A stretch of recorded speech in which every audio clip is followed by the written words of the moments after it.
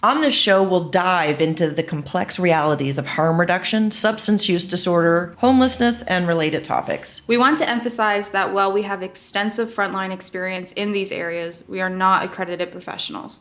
Therefore, despite thorough research, factual inaccuracies may occur from time to time. We are passionate advocates who prioritize lived experiences and compassion in all discussions. Our conversations may contain explicit language and address topics that can be upsetting to some listeners. We encourage everyone to engage with an open mind and understand that our goal is to foster understanding, empathy, and support for those impacted by these issues.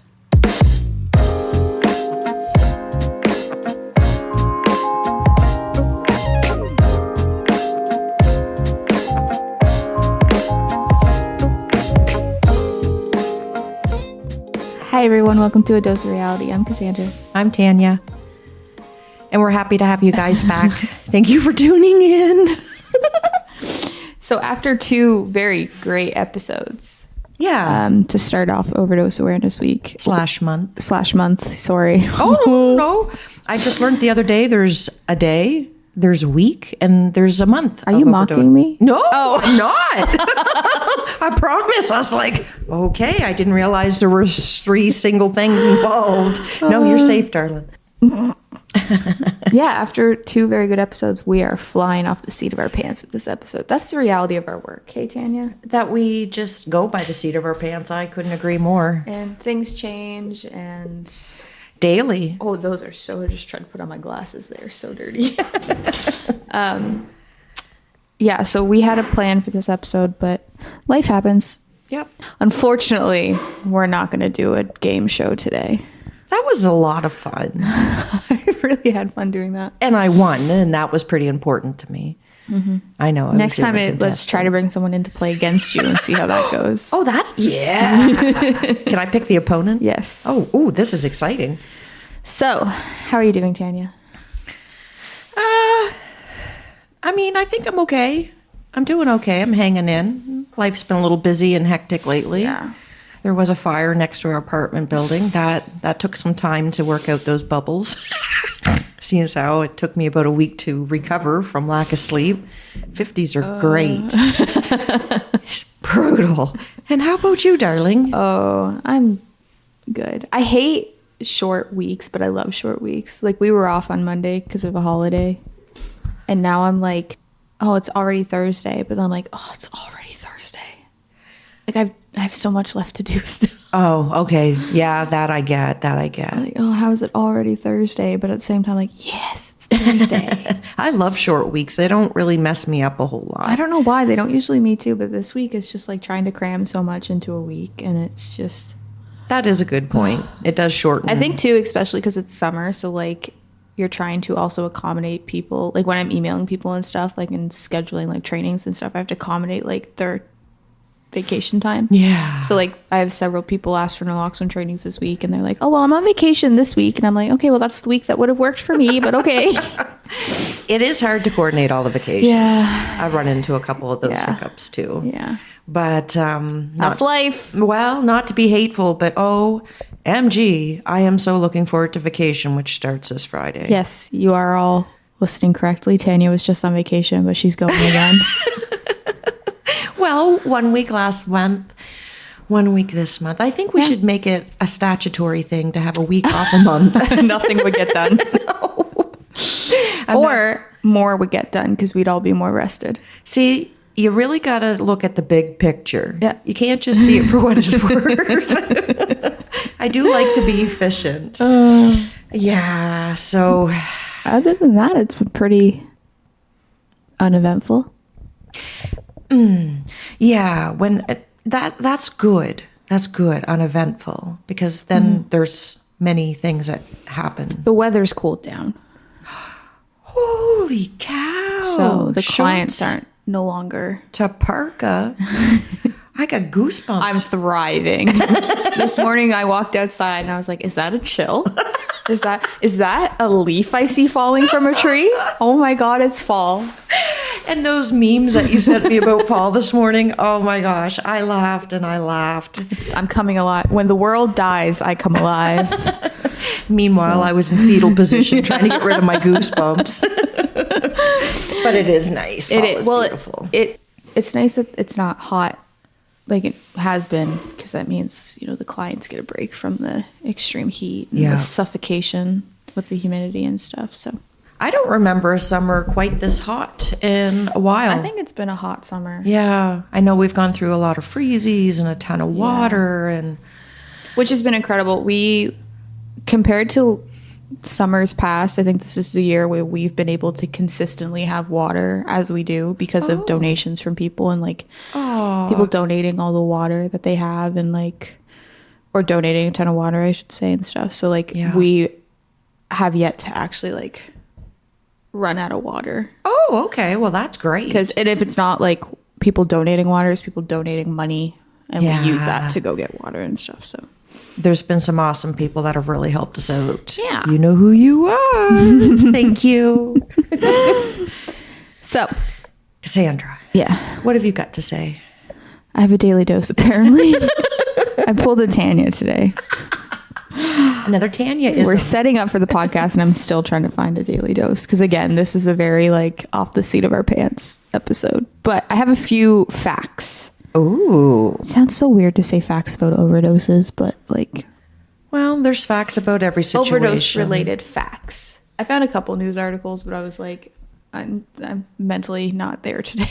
Let's cut you some slack. Yeah. You do the serious daily doses. I do the dorky ones. Yeah. So, do you know, Tanya? I probably don't. That the use of opiates and morphine became widespread in the 19th century? 19th, okay. Widespread in the 19th century. Widespread. Yeah. Worldwide spread, is that what you're trying to say? I think so. Okay. Particularly during and after the American Civil World War. Oh, that early? I suppose, of course. This period saw the first wave of opiate addiction in the U.S. Okay. I didn't check beforehand, didn't know these were U.S. stats, but... sometimes it's really hard to find Canadian ones, so... with many soldiers developing dependencies on morphine, leading to what is known as the soldier's disease. I did not hear that term before. Did you know heroin was originally marketed as a non-addictive substitute for morphine and cough syrup? Not the cough syrup, but I may have heard about the other. You've heard about the cough syrup before? Really? Only because I know that parents used to give it to their babies when they were sick. Oh. Because it was marketed as non-addictive, and Isn't that something? Yeah, or if they were teething, I think was alcohol. If you're a baby was teething, you give them some whiskey on the gums. You know what's really weird? I had heard years ago that there was a drug on the market for babies teething, and I was told that it was popular and that mothers would put it on the gums to help the baby sleep and then leave the house. I can't imagine that. Leave my baby behind? No disrespect if any of you have done that. Not looking to judge. My baby. Golly. But things have changed. It goes on to say it was later discovered to be highly addictive. Surprise. What else do I have? The modern opioid crisis began in the late 1990s when pharmaceutical companies reassured the medical community that patients would not become addicted to prescription opioid pain relievers. I think, have you watched yet the Dope Sick? Okay. It's on Disney Plus. But it talks about when pharmaceutical companies marketed OxyContin as non-addictive, or less than 1% would become addictive. Wow, were they wrong? Wow. Yeah. We know this, but for people who don't, many people associate overdose deaths with illicit drug use, but a significant number of overdoses involve legally prescribed medications. So benzos, which is prescribed, Xanax and Valium, sleep medication and stuff. I wonder does it say a percentage of how many overdoses are not illicit? No, it doesn't give me a percentage, but let me see. But it does go on to say, while you're looking that up, that when these legally prescribed medications, they're then taken in high doses or mixed with opiates, and that's the major contributing factor to overdose deaths. Okay. Healthcare specialists generally agree that a high rate of use and availability drives reported rates of prescription drug abuse, addiction, and ultimately overdose. 16.3 million people misuse prescriptions in a year. 22.6% of them, or 3.7 million people, misuse prescription drugs for the first time. So interesting. That's a lot. When you really check out the full plane. It's not just, that's cool. No, but I did like, because it is that misconception that if you overdose, it's because you took like street drugs. Yeah, but no.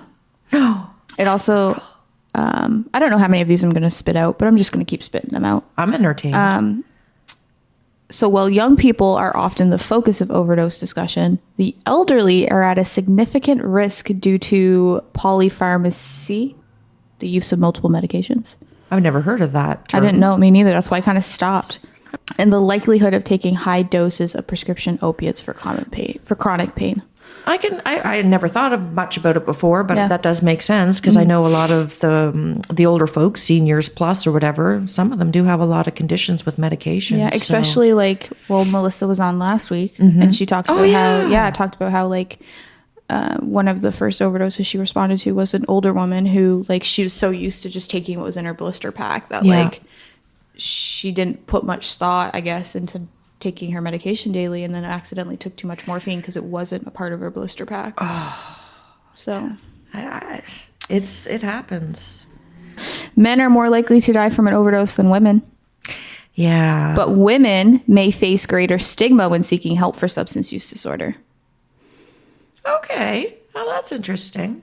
Additionally, women are more likely to be prescribed opiates and at a higher dose, making them vulnerable to overdoses. That's interesting. I didn't know that. Didn't know that either. I'll have one more. Okay.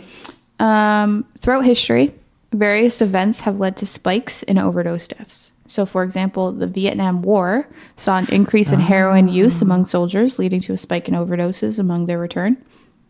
Similarly, economic downturns such as the 2008 financial crisis have been linked to increases in substance use and overdose deaths as people cope with stress and uncertainty.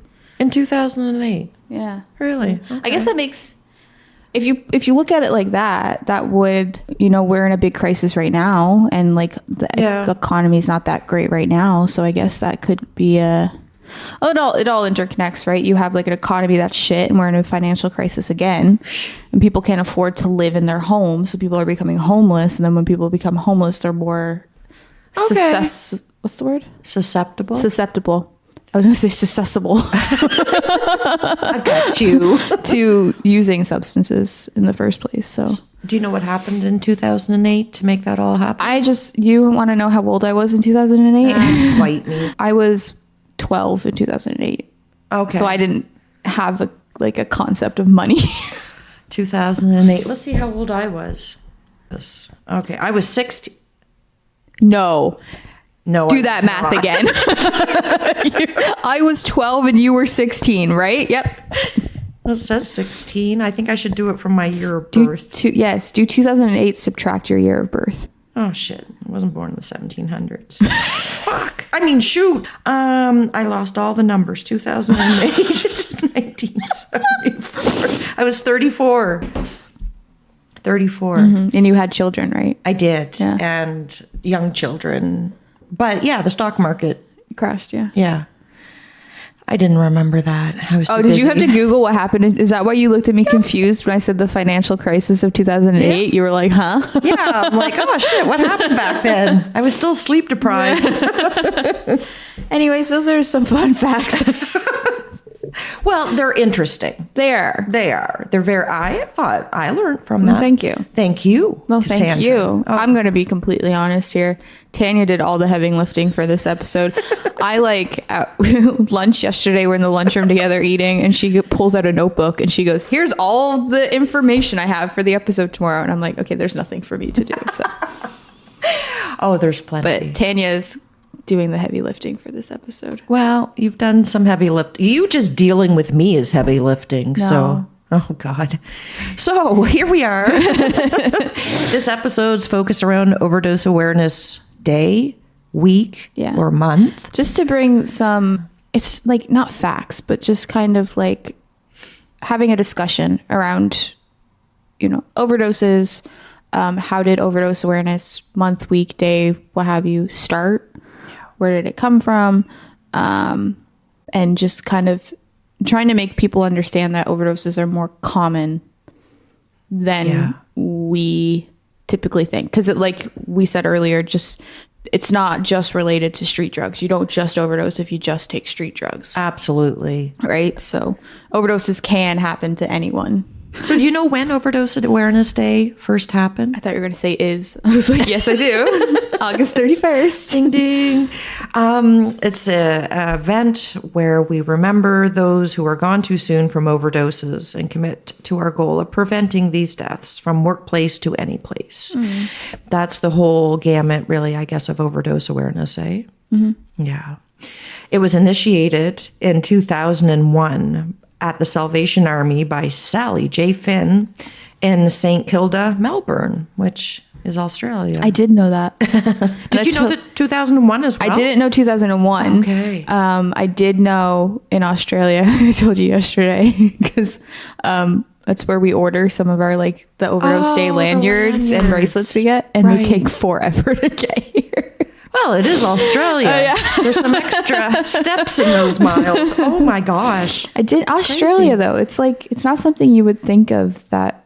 I don't know, but like you don't hear anything about it that would have led up to it. Yeah. So I didn't know 2001 though. Yeah. I don't know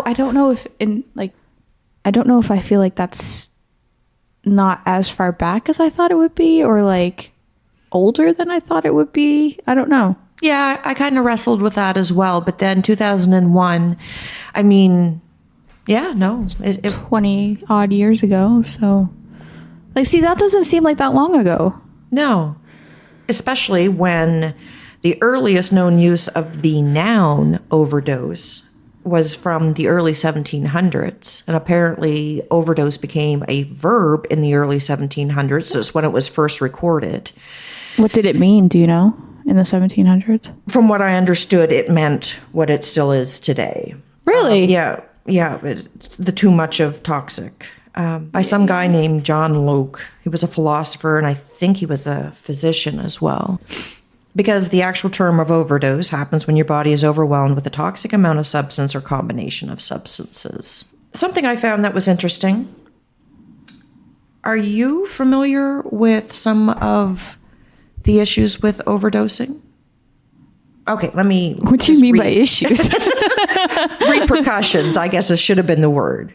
Like the side effects? Well, like some of the what? Not so much the Narcan, but from your body overdosing. I found something interesting yesterday. Okay, go ahead. Non-fatal overdoses may still cause permanent organ damage. The liver and kidneys are two organs at a very high risk. Overdose can also cause brain damage if someone stops breathing or if there's breathing patterns that restrict oxygen to the brain. I kind of figured that one, but I'd never heard about the liver and the kidneys. I didn't know about the liver and kidneys. Did you Google why? I'm going to assume it's because liver and kidneys usually detoxify the body. Oh, that's right. Yes. So they would be overworked. See, the liver, I would know like from excessive drinking. Mm-hmm. Like, but I guess, the kidneys and the liver, they do funnel out the toxins in your body. So, and we often think liver when it comes to alcohol for cirrhosis of the liver, but I've never heard much buzz about kidneys. Okay, so I just quickly Googled, and it might be a dumb question. I don't know, but you know what? It's just me and you, so no one's going to judge. This is important. I Googled, can you overdose on alcohol? You can have alcohol poisoning. Yes, and that's what it is. Yeah. Okay. So, which makes sense because now, I believe you're going to talk about it because there are a lot of places or a lot of like, instead of saying overdose, we're trying to normalize saying opiate poisoning instead of overdose. Yeah. But yeah, so it is possible to overdose on alcohol, and it's alcohol poisoning. Yeah. So alcohol poisoning occurs when someone consumes a large amount of alcohol in a shorter period of time, leading to dangerous levels of alcohol in their bloodstream. Whew. Heavy day. Mm-hmm. So I found this on House of Commons, Canada. The overall cost of substance use was $46 billion, which amounts to approximately $1,258 for every Canadian. Holy moly. Holy moly. And then this is the crazy part that I'm like, what? Almost 63% of the total costs were due to alcohol and tobacco, not substance. Imagine that. It's almost like alcohol and tobacco Are they are socially acceptable. right? Like, And I'm guessing what you mean, like, when you say cost, I'm guessing it means like healthcare costs and criminal justice costs. the way that it was worded, it was the full gamut. It wasn't just about one section of. Would that include like needle distributions and overdose prevention sites, I wonder? Like the cost to run those? It could. I honestly don't have that knowledge. But I mean, 63% alcohol and tobacco. Because alcohol is the most commonly used substance in Canada. That's just wild. I wonder where we'll be in another 50 years, if it'll take that long to normalize the fact that people use It's substances. interesting because like I remember when like cannabis became illegal in 2017. Oh, wow, you remember. Impressive. Only because I had to look it up at one point for, for something. Like, I have a lot of useless facts up here. I guess they're not useless, but I have a lot of facts up here from trainings I've done and teachings I've had to give. It was October 19th, I believe, or September 19th, one of them, 2017. Wow. Holy smokes, right after good old Trudeau. Yeah. But I remember saying to my friend at the time, this is so weird because someday our kids are going to grow up and be like, so like, Mom, you're telling me that like cannabis used to be illegal? Yeah. Like you didn't have cannabis store? It'd be the equivalent of like if my mom or my dad grew up 20, 25 years of their life where there was no liquor stores. Yeah. And all of a sudden there's a liquor store. Yeah. Because like it's so normal to drive through a town anywhere and see multiple liquor stores, right? And it's becoming that now. It's been like 2017, 2024. Don't ask me to do that math. I got my calculator. It's been multiple years now where it's like it's become commonplace to drive through a town and see a cannabis MB or a cannabis NL or whatever it is in Newfoundland or whatever it is in Toronto or Vancouver, what have you. Like it's so common to drive through town and see that now. And interesting. What year did you say it was legalized? 2017. 2017. So we are 2024. So 7 years ago. In 7 years. Impressive. I too am impressed. Wow. The stigma on smoking a joint dissipated very quickly. Mm-hmm. Well, even like my parents were visiting last weekend. Yeah. And on the way back to my apartment, we stopped into Cannabis MB and out comes my dad with like this big shopping bag. And they had like, my dad has like a lot of pain in his hips and stuff. So he went to get some CBD oil and CBD drinks and gummies to help with the pain. Yeah. Makes a difference. Right? Yeah. So like if you had asked me like 7 years ago if I would ever catch my dad going into a cannabis store, like no, absolutely not. Yeah. But like because people have seen now, okay, we can get the safe supply. You can get the ones with no THC and just CBD. And it's medicinal. And it helps. I've taken it for my hips and it does help. It does. Yeah. I feed it to my dog. Or I used to. My dog used to. She should still. But does it help her? Yeah. What, for nerves? You can get like, for anxiety, you can get like CBD drops for your dog and put it in their dog food and stuff. Geez, I had no idea. That'd be helpful for your pets puppy. and stuff. She's so nervous. I know. Poor little thing. But so like imagine if like tomorrow we started seeing like dispensaries for quote unquote street drugs. Yeah. Right. Which, you know, it's not far-fetched because these things already exist. Like these drugs already exist. It's not like we're inventing new drugs. And there are like fentanyl is already used in hospital settings and things like that. So if we had dispensaries where like it'd be a bit different. Obviously you couldn't just have like someone apply and work there. Like doctors and nurse practitioners and pharmacists would have to run it. But imagine if like tomorrow one opened in 7 years, it would be commonplace and so natural to drive through a town and see, the liquor store, the cannabis store, the safe supply store. It's funny. Yeah. Safe supply. And even tobacco store. Like there's like, alcohol stores or safe supply stores. Yeah. But there are also like, what are they called? Like smoke shops and like, I know my Sobeys has a very small one. Yeah. Where the Sobeys I go to where you like walk in and it's It's like a different entrance. Yeah. And it's just like a little tiny room where you can buy just smokes. Yeah. Yeah. So it's the same, like... That's why I say, where are we going to be in 50 years? Yeah. I find that interesting because, I mean, alcohol's alcohol. I grew up when it was legal, so it doesn't really affect me.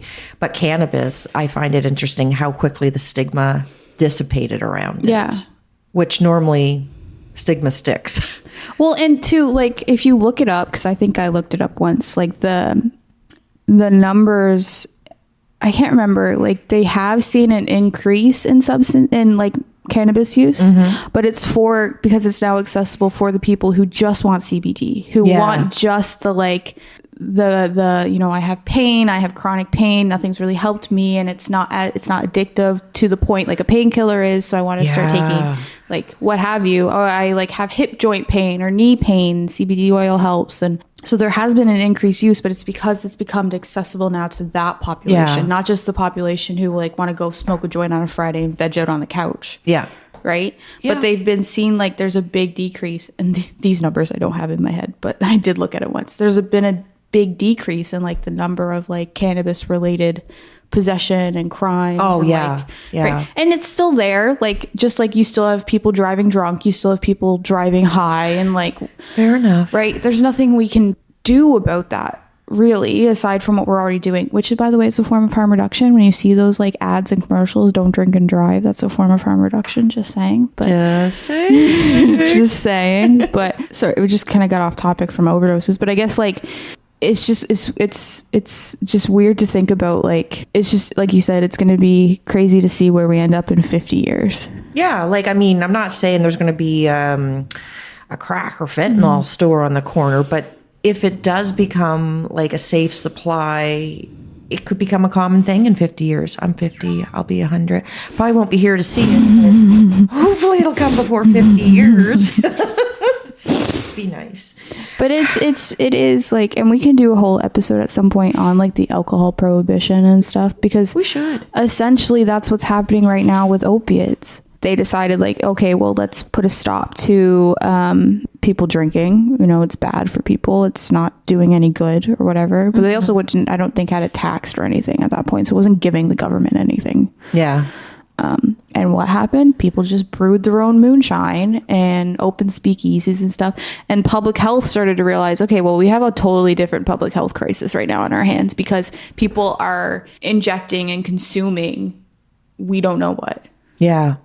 Same thing with the drug supply right now. Like, people are injecting like unsafe supply. They don't know, and that's why people overdose. It's not because typically what happens when people overdose, or what we see at the overdose prevention site, is when it's an accidental overdose, is the fact that they're taking what they think is their tolerance and what they think is like, say, oh, we think this is fentanyl and we're taking it and we're injecting what our tolerance is, but it's actually mixed with that new drug xylazine or benzo or what have you. Like, it's mixed, something's mixed in it. So it's not pure. It's not pure, and it's well above their tolerance level. And there's other things they didn't account for mixed in with it. Yeah. So that's why people are overdosing. Yep. Right? Like, this is a population that, like, they don't want to die. They're not purposefully injecting these substances because they're trying to kill themselves. No. Not at all. So they're just trying to quiet the voices in their head, just trying to make it through the day, just trying to do whatever they have to do to survive. And the issue comes with the fact that they're given something that they're said is so much fentanyl or so much of one drug, and it's actually double the dose and mixed with like 50 other things. Yeah. And there's some strange things that can be mixed into that. Yeah.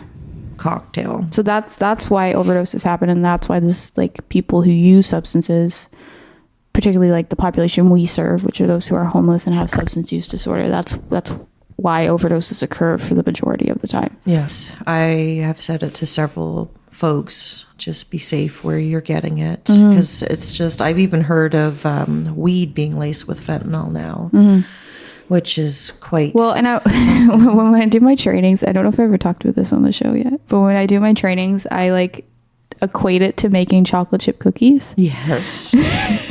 But this is a good analogy. I know you've heard this. Yeah. I don't think I've said it. I don't know if I've said it yet on the show. Well, it's good to repeat it. So we're going to repeat it. So when you make a batch of homemade chocolate chip cookies, you could be in the middle making cookies and you're like, oh, I only actually had like a third of a cup of milk chocolate chips, so I'm going to substitute it with dark chocolate chips, the rest of it. Or like, oh, well, I ran out of white sugar, I'm going to use all brown sugar, or what have you. So that's essentially how it is when they're making these substances. They're like, oh, well, I don't have this, so I'm going to put this in it instead. I don't have this, but I'm going to put bleach in it instead. Or I'm going to have this, but I'm going to put car wash in it instead, or what have you. Then they make their batch of cookies. And just because it came from the same batch doesn't mean every cookie has the same amount of chocolate chips in it. So Tanya and I can go together back to back to the same dealer, and the dealer gives me my supply and it might have like 3 chocolate chips in it. Then the dealer gives Tanya her supply and it has like 13 chocolate chips in it. Right? So Not Tanya's controlled. No, it's not controlled, and Tanya's at more of a risk of overdosing than I am. So like, just because we went to the same dealer at the exact same time does not mean that it's a controlled supply, or that does not mean that like what we're getting is the same. Exactly. Yep. Right. Yep. So that's essentially how it like, it's when I'm in my training and people ask about like, okay, well, why did this happen? Why? It's just like making cookies. Well, that's a great analogy to relate to it, because it makes sense. Because I'm a baker. This is true. That was good for you. Cassandra does a little cookie business on the do. side, and they are fabulous cookies. Thank you. Did you know Paul ordered some date squares off me yesterday? Oh, no. Oh. I had no idea. Yeah, Paul ordered date squares. I love date He's squares. Gonna come in next week on your vacation and pick them up. That's awesome. Suppers. What other facts you got down there? All right. I'm going to read this slow so we can catch it all. It's just because That's a tip for how to prevent an overdose. Slow. harm reduction. Slow and controlled. This is from the Alcohol and Drug Foundation. In both 2021 and 2022, adults ages 35 to 44 had the highest rate among people age 15 and older, and adults age 65 and older had the lowest rate of overdoses. Between 2021 and 2022, rates of drug overdose deaths decreased for people ages 15 to 34 and increased for adults age 35 and older. Wow. Are you making fun of me? No. Oh, okay. I was like, wait a minute. I thought that was mind blowing. I had to read it slow. It's just, there's a lot of information to a lot of digest numbers. It's comes back to that stigma that it's young people. Yeah. Right. And I think we forget sometimes that, one, when you're 35, you're not that old. And two, like 35 and older, like you can still go through a lot of hardships or have like a lot of unresolved trauma that you haven't like dealt with. And sometimes, isn't that where people joke and say, oh, they're going through a midlife crisis? Yeah. And I don't say that to push it off on that. I'm saying at those ages, the midlife crisis, it's used, whether you're using or not using, that seems to be a typical thing for some people to have like a moment of, where am I? What am I doing? This is life. Is this, you know what I mean? That midlife crisis. Especially in like, so what was the stats? You said 2001, 2021, 22? Yeah. Like that wasn't that long. That was 2 years ago. So that was just after COVID. Yeah. Right. Or just at the tail end of COVID. So you have all these people, and like I watched a video about this once, and like, I don't know if I ever mentioned it to you. I think I did. But like you have like, it's called the pandemic skip. Oh. So you have these people like, so I'll take myself, for example, when the pandemic hit, I was 25 when the pandemic hit.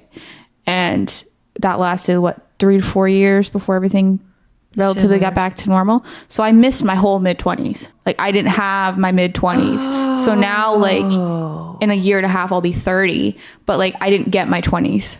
That's interesting. So like I'm like, and because society pushes, especially if you're a woman, society pushes on like when you're closing 30, oh, well, when are you getting married? When are you having kids? Like your biological clock's ticking and all these things. But like mentally, I'm like, I didn't have my 20s. I want to go do all these things that a mid-20 would do. You know, I just graduated school. I just graduated school when COVID hit. So I didn't get to go like travel. I didn't get to like do anything I wanted to do. Huh. But now I'm like tail end of 20s, almost 30. And now I'm like, oh, but like I can't do that now because I'm like, so when you look at 35, you would have been like your start of your 30s, end of your 20s. Yeah. And your whole life stops. And then all of a sudden you're 35 and in your head, you're like, oh my God, in 5 years, I'm going to be 40. And what have I done with my life? Yeah. Right? Yeah. And that's kind of when those midlife crises happen. Yeah. Like you have these people who are, they're acting out or they're doing like crazy you things. know, and I hear it sometimes in my life. You have someone who's like 30-ish and people say like, oh my God, they're acting like they're 20. Yeah. Right. But like you have to like take especially because of COVID now, you have to take so many different things into account about, okay, for one, if someone's acting like that, why? Yeah. What's going on in it? And usually sometimes we get phone calls from parents and they'll get like transferred to me of parents being like, I have my son and like I've noticed he's been like smoking meth more and I don't know what to do and all this stuff. And I'm like, hey, well, has anything happened recently that could be like a trigger? And it's like, oh, well, he lost his job or him and his long-term partner broke up or like, right. He like his ex-wife got custody of the kids or something like that. Like, and those are big triggers that then could be like, okay, if you're 35 and like all of that happened, your life got flipped upside of your head, then it's kind of like, what do I do now? Yeah. Right. Absolutely. So like, I don't know. I wonder if there's scientific research into midlife crises. I found that whole like pandemic skip thing pretty interesting, especially if you're like, when you have these like, you're at pivotal moments in your life, like your mid-20s, you just graduated school like I did, or my sister who like, she skipped her last class one day of high school. Just like, I don't want to go to that class. It's history. I hate history. I'm not going. So she didn't go and never went back because COVID, that was a Friday. And then that night they had gotten the COVID shutdown and she never went back. And now she's 22. Yeah, right. She got lucky. She never had to go to that class again. But that happened when she was 17 and now she's 22. Yeah. And she missed like such pivotal point in your life. Yeah. Right. So. Oh no, absolutely. That was a tangent about nothing. Sorry. I was right there with you. Right there with you. What else do you got? Well, this may be silly, but I just thought I would talk about signs and symptoms of That's an not overdose. silly. Well, no, but I know we're well versed in it every day, and some of our listeners are. But just in case some of our listeners aren't. Yes, and before you do that, because I saw the word opiate. When we talk about overdoses or when people think of an overdose, what they're thinking of is an opiate overdose, which is the signs that Tanya is going to read off in a second. When it's a stimulant overdose, so if we had safe supply and none of the street drugs were mixed with anything, like your meth and your cocaine and all that, those are stimulants. And you can't overdose on a stimulant. So if it's nothing mixed in it, if there's an opiate mixed in with it, you can overdose. Yeah. Like an opiate overdose.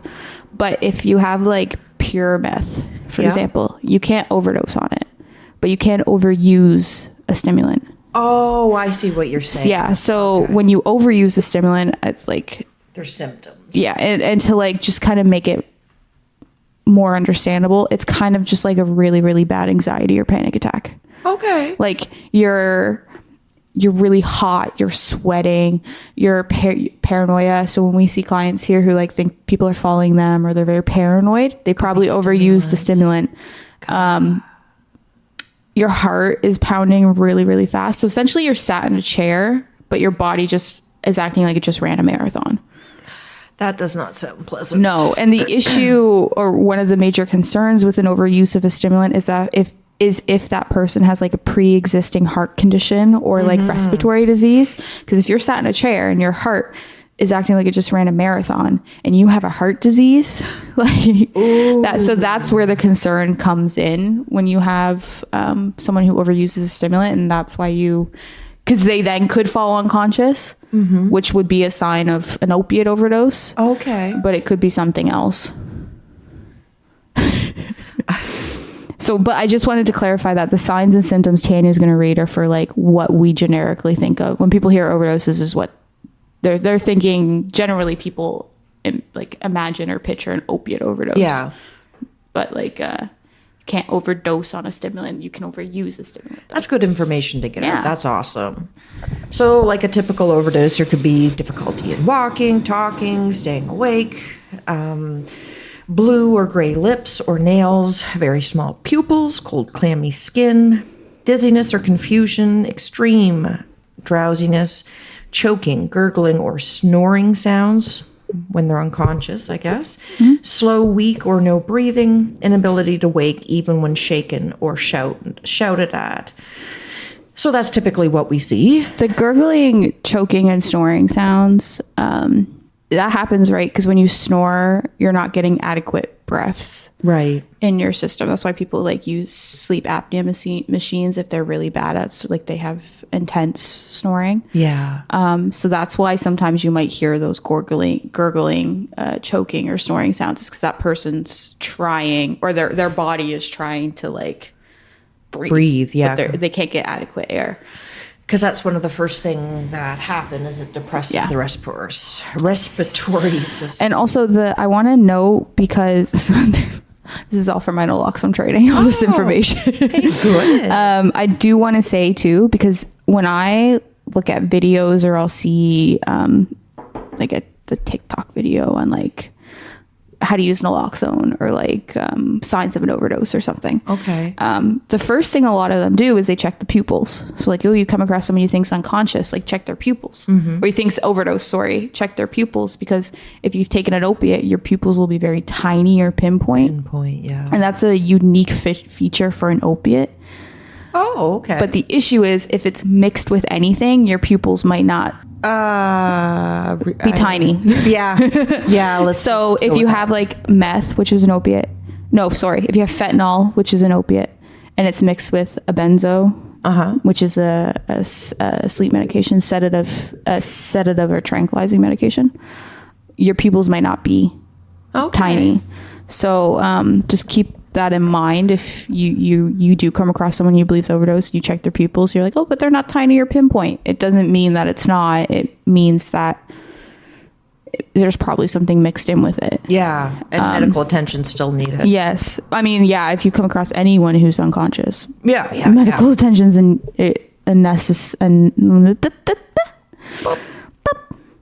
medical attention is necessary. But the one we pay attention to most here at the Overdose Prevention Site, and that our staff's trained on, is the slow to no breathing. Yeah.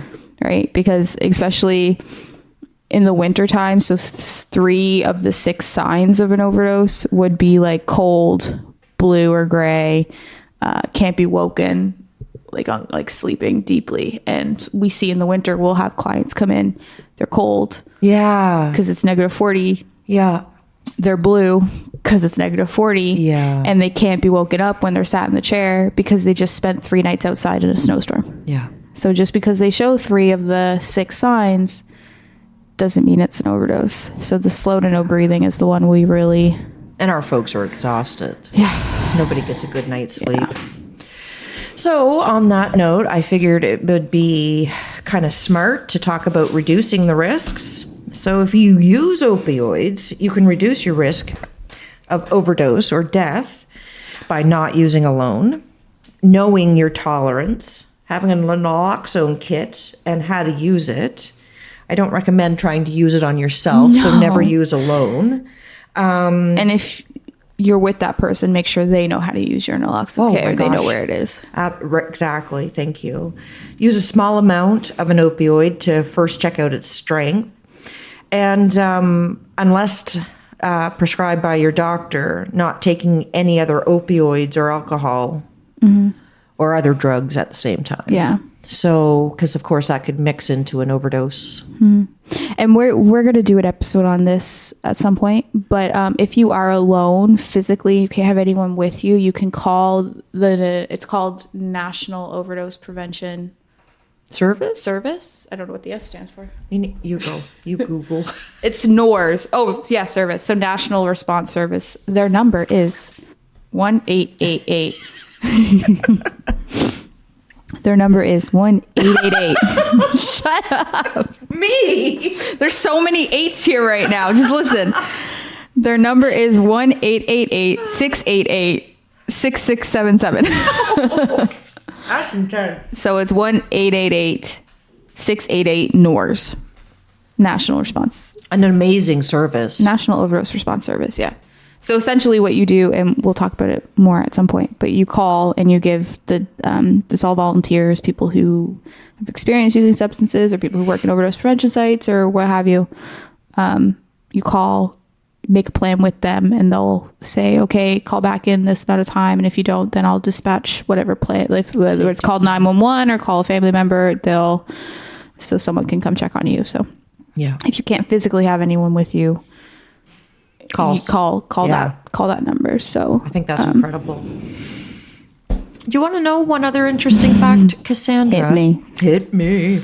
The United States makes up 4.4% of the world's population and consumes over 80% of the world's opioids. That was from the Department of Health. That's interesting. Didn't they start the war on drugs? So for anybody out there in the community, whether you work at a hardware store, whether you work at Shoppers Drug Mart, convenience store, Cassandra does naloxone training. Oh, God. So this is keeping it light, but it's a very serious situation we're in. And if community members could reach out to Cassandra and ask for some training, you could save a very important life. It's user friendly, right? You don't need a certificate to use it. You don't need to go do like a 2-day course to use naloxone. Yeah. And anyone can use a naloxone kit. It's like any other tool in your first aid kit. Yeah. And the really good thing about naloxone is that there are no negative side effects. Incredible. So what I mean by that is, like, essentially right now I could take a needle with naloxone in it and stab Tanya in the arm, and she would have no negative side effects because she does not have an opiate in her system right now.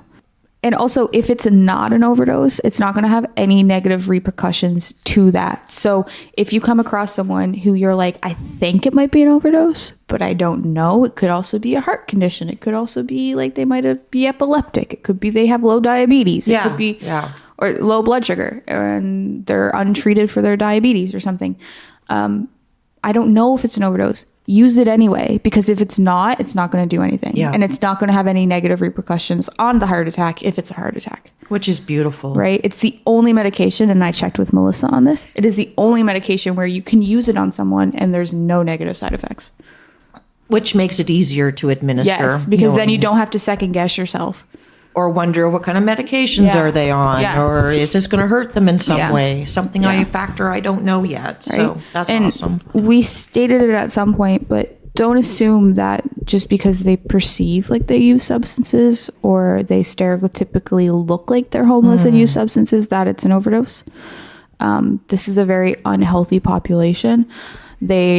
Again, like, they're not treated for anything. A lot of the clientele, they have like heart conditions they're not treated for, epilepsy they're not treated for, diabetes they're not treated for, not PCOS. What's the breathing one?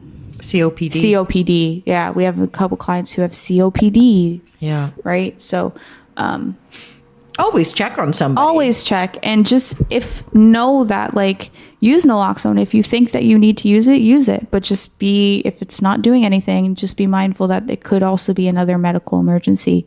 And just the same in reverse, like, just because that person perceives like they don't use substances doesn't mean it's not an overdose. Yeah. If you come across someone unconscious, it's better to check. Yeah. Even when I was on vacation last month and I was in Nova Scotia, there was somebody laying out in the grass, and I'm like, oh my God, off I go. So, I mean, they're like sunbathing. Pretty much. And anyway, she was okay. But point is like, I'm hyper vigilant on that. So I encourage the community to be like that as well. It's a quick, hey, you okay? If they respond, great. If they don't, well, you know what to do now. And if they respond to you, they don't need naloxone. You only need to give naloxone when they're not breathing, because it's going to activate their breathing and their respiratory system again. So that's the only time you give naloxone. If that person can swear at you, if they can flip you off, if they can tell you to go away, they do not need naloxone. Yeah. No. This could turn into a naloxone training episode. It might be necessary after these stories. So, I don't know if we want to talk about this or end on this, but Tanya asked me, I was like, Tanya, you've done a lot of research. What am I going to contribute to this episode? And she said, well, why don't you look up celebrities who have passed from overdoses? Right. To kind of normalize it. Right? So I did. Oh, wow. Hot dog. So What you got? I have a few well-known figures in history. Figures who have passed due to overdoses or is perceived as an overdose. Okay. So, the king of rock and roll himself, Mr. Presley. Elvis Presley, in 1977, he died of a heart attack, but it was later linked to, again, that word is here, polypharmacy. So a mix of different Prescription drugs. Okay. Yeah, in his system. I wonder if there's any street drugs in the system then. Range from opiates, sedatives, and barbiturates. What's a barbiturate? Good question. I should probably know that, and I probably do know that, but we're going to look it up. You should look that up. Oh, that would be like your sedative, like your sleep medications. Okay. Anxiety reducing properties and stuff. Barbiturates. Yeah. Barbiturates. Sweet niblets, it's a long word. So he passed of an overdose, but it was linked to, or passed of a heart attack, but it was linked to Polypharmaceuticals. Yeah. So New term. Okay. Miss Marilyn Monroe. She was an OD? Yep. Well, Really? listen, this isn't a conspiracy podcast, but I can go in depth about Marilyn Monroe and her cause of death and who was linked to it. So the Kennedys, oh my goodness, I could go on a spiral right now about the conspiracy that's around Marilyn Monroe and her death. Oh, yeah. But so she was found dead from an apparent overdose. She had barbiturates in her system, whether that's what actually killed her or not. Huh. I must look into that. I'm surprised you even know who she is. Oh my God. Yeah. She's like your... Well, she was born in 1926. Damn, you do know. I think I'm looking at it. Oh! I was like, wow, Cassandra, that's impressive. But so yeah, she died of an apparent overdose. I don't think it was, but whatever. Again, not conspiracy. I wouldn't be surprised if it wasn't. She was tied to JFK. Okay. She was tied. Oh, tied. The Kennedys. Literally tied. To No. It's like, that's uncomfortable. You're going to tell me the Kennedys didn't have something to do with it. Anyways. Moving forward. Jimi Hendrix. Yeah, that's right too. Yeah.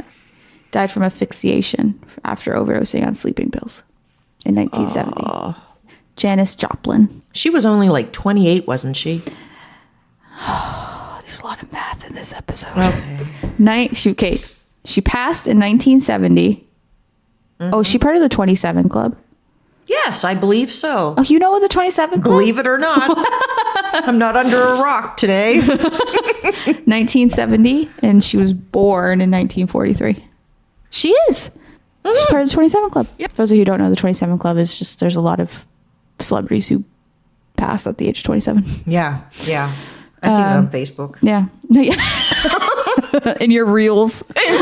Mixed in with your chicken videos. I love my chicken videos. Chicken TV. Yay. So she died of a heroin overdose with alcohol as likely contributing. Okay. So I think I knew about her. Okay, who's next? Jim Morrison. Okay. Lead singer of The Doors. The Doors. Yep. I don't know the band. I don't know what to add to that. He was found dead in his Paris apartment.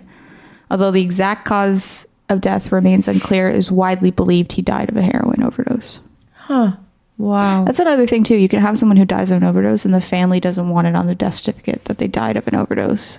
They can choose. I suppose they can choose not to. Because you can say that, like, they overdosed and then their heart stopped. So it was a heart attack. Fair enough. Or respiratory, what have you. Like, sometimes it's tricky with the actual cause of death. It's kind of I'm not a doctor and I haven't done enough research on this, but it's the same as saying, like, oh, someone died because of COVID. It's a factor in their death, but what other immune compromise? What's the word I'm looking for? What else was going on, basically? Exactly. River Phoenix? Yes. I'm not familiar. I know the name. He was an actor. But yeah, 1970 to 1993. Man, he wasn't very old. Promising young actor is what they say. He died of a drug overdose outside a nightclub in Los Angeles. Substances were a mix of heroin and cocaine, often referred to as speedball. Oh. That's been around for a long time. Here's another member of the 97 Club. Nope, 27. 97. I think they did well. Of the 27 Club. Who could it be? I'm going to say the name. You're going to be like, yeah. Say it. Kurt Cobain. Ah, damn it. Nirvana. Died by suicide, but his struggles with heroin addiction were well known and played a role in his tragic end. No. This isn't us. We're not trying to make light of this situation. We're just trying to kind of make it more digestible and make it known how common Oh, absolutely. overdose really is, right? So no disrespect to these people or their family or anyone who's passed of an overdose. We're just trying to get out more information, but keep it a little light. Yeah, so I agree. No disrespect. Heath Ledger, the Joker in The Dark Knight. That's right, too. I think is he 10 Things I Hate About You? I think that movie. I don't know if I know that movie. It's like an early 2000s sitcom. Rom-com, sorry, not sitcom. What the hell is a rom-com? Romantic comedy. Oh, a rom-com. Never heard Man, that. I do live under a rock. A rom-com. Sorry out there, viewers. Try He not is to also a judge me. member of the 27 Club. Who? Heath Ledger. Heath Ledger, right. He died of an accidental overdose from prescription medications. Prescription, not street drugs. Nope, prescription. prescription. That's interesting. Whitney Houston Oh. was found dead in a hotel bathtub, with the cause of death being accidental drowning, but heart disease and cocaine use were contributing factors. Right. So that wasn't that long ago, was it? Like 10 years ago or something? Yeah, 2012. Huh. Philip Seymour Hoffman. You familiar with Philip Seymour Hoffman? No. He's in the Hunger Games movies. Oh, is he like the main two character? No, that was Chris something. Philip Seymour Hoffman was born in 1967. He's not a teenage heartthrob. Nope, he's not. He died in 2014, though, from a drug overdose. Okay. Prince. That's how he passed? Accidental overdose Jeez, I of don't remember fentanyl. that. Really? Yeah, 1916. No, 2016. I was like, are we talking about the same Prince that was reigning at the time? Oh, that's funny. Wow, so him too. I forgot all about that. Mac Miller. Who? Rapper Mac Miller. Oh, sorry. Oh, it's okay. 2018, died of an accidental overdose. Oh, we're getting to rappers now. I don't know the names of. Yeah. Juice WRLD Oh, sweet niblets. died of a drug overdose after suffering a seizure at an airport. Oh, my word. DMX. I is know a that one. Oh, do you? Didn't know that he passed, though. Yeah, 2021. Really? Died from a heart attack that was triggered by a drug overdose. Anna Nicole Smith. Mm-hmm. We talked about her yesterday. Yeah. She died from an accidental overdose of prescription drugs. Do you notice the theme here? I do, which I never clued into before. Yeah, prescription drugs are highly, highly abused. Yeah. So, Michael Jackson. He overdosed. Well, okay. Complications from? Oh man, I don't remember the details exactly. He was prescribed like certain benzodiazepines and sleep medications, but he shouldn't have been prescribed them, or he was like told to take a dose that he shouldn't have took. It was something about his doctor. Yeah, something with his doctor. I remember now. To help with sleep, and it caused him to accidentally. Yeah. Yeah. Huh. Brittany Murphy, who I believe is also a member of the 27 Club, if I'm doing that She math was right. some young. I loved her in Uptown Girls. Ah, shoot. Yeah. Love that movie. Yeah. But I can also go down a rabbit hole of what happened to Brittany Murphy and her death because it's suspicious. Oh, really? I love true crime. Wow. Oh, yeah. It's suspicious. So somebody may have tried to kill her? She died of pneumonia with secondary factors including iron deficiency and multiple drug intoxication. Okay. So although it wasn't like directly linked to an overdose, she had like multiple prescribed drugs in her system at the time of death. Wow. So Tom Petty Oh, geez, I didn't remember died that. of an accidental overdose. I didn't realize that either. It was a combination of fentanyl and oxy and Wow. yeah. Boone Scott is the last one on this list. Bon Scott, B-O-N. Oh, is that from like Stevie Nicks or The something? lead singer of AC/DC. Oh, shit. I should have known that. Died in 1980. Died from acute alcohol poisoning. Really? Yeah, that's the last one on the list. So some celebrities who have unfortunately passed, many young, Yeah. due to overdoses. But I think it brings attention to, you know, a lot of overdoses we think, once again, going back to the start of the episode, we think are related to street drugs, and it's actually prescription medication that you can get from your doctor. We need to do a full episode, I feel, on... That's a conspiracy. Not that. Do you want a conspiracy episode? Should we dive into the conspiracies, the secret world of prescription drugs? Yeah, I'm pretty intrigued at the moment. Because that's weird. I didn't realize so many of them were prescription drug overdoses. It's all very hard. We definitely miss a lot of the people. Well, we miss all the people that we've lost. We have a board up downstairs of some folks that we've lost, and I don't know.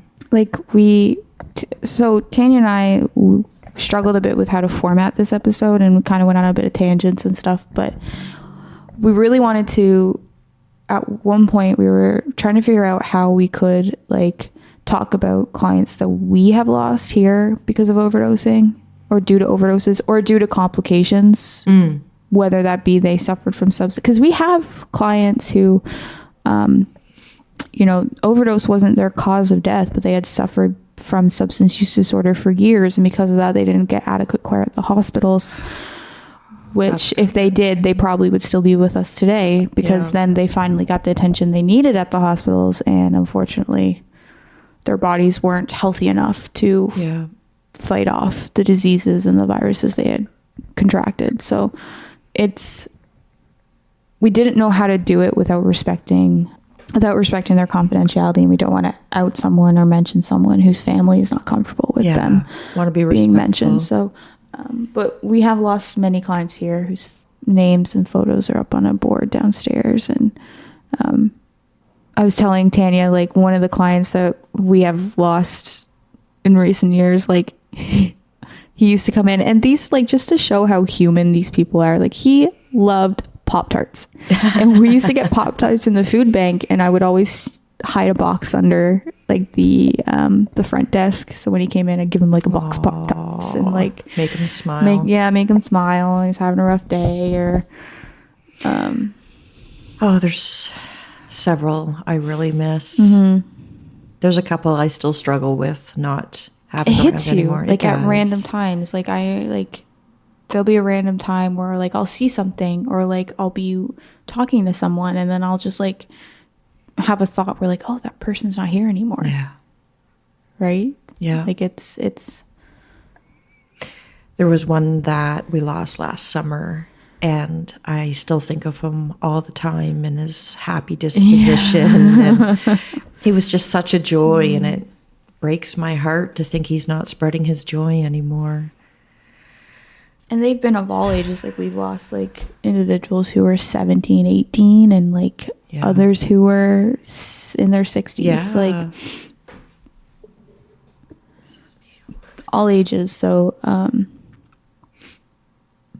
it's definitely not easy on the community folks, like our folks that are homeless. I mean, it's a huge impact how many people they've lost in their individual circle or friends or close, you know, not just somebody that they know the name of. I mean, these are close people. It's hard on community workers in this field too. I mean, we get to know these people, and they're so wonderful, and to lose them, it takes us, well, like with any death, it takes its toll, and it takes time to be able to bounce back. Yeah, and this population, they don't get the chance to, like, grieve like you or I do. Like, we get to, if someone passes that we're close to, we get to take, like, bereavement leave. We get to, like, go be with our loved ones. We get to take a week or so to grieve and, like, have that closure with a funeral or a burial or what have you. And they don't get to do that because they don't have time. They can't stop surviving, because they stop surviving and then that's it. Yeah. So they don't have time to, like, take a week off to sit there and just kind of grieve a friend or family member that they've lost. Especially if they're also someone who's part of the community and stuff, right? So, and for community partners, it's rough because we have, like, we could come into work any day and it's just like, oh, did you hear who overdosed last night? Or so-and-so overdosed and passed last night, or so-and-so died because of an overdose last night. And we kind of have to, we take our minute to kind of like digest it, but then also like we have to be there for the clients who they've lost a friend. We lost a client, but they lost a friend and a family member. So we kind of have to put on that brave face to like help them and comfort them. It's, I find that very brutal about this job. Very, very brutal.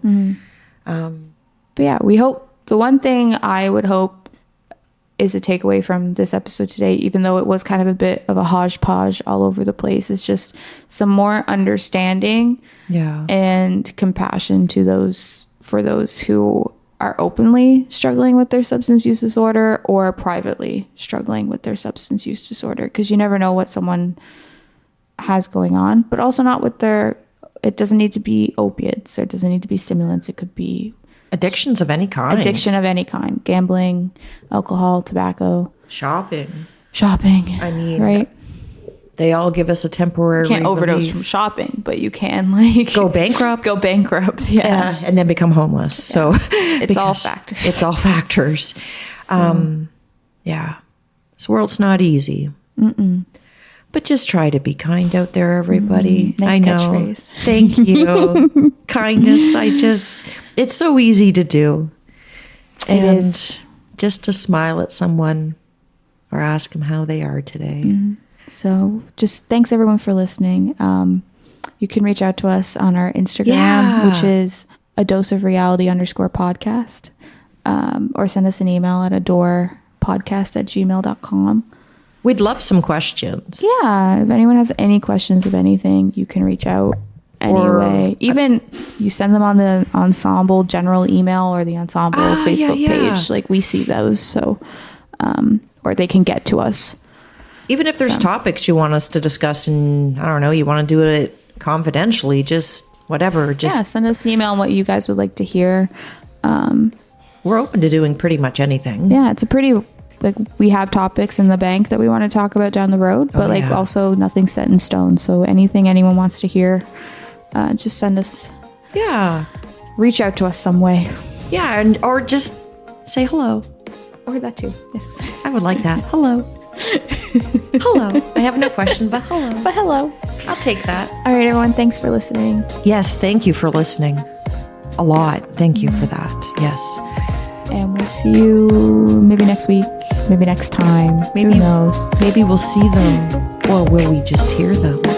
We can't see them or hear them. I just really gapped out there.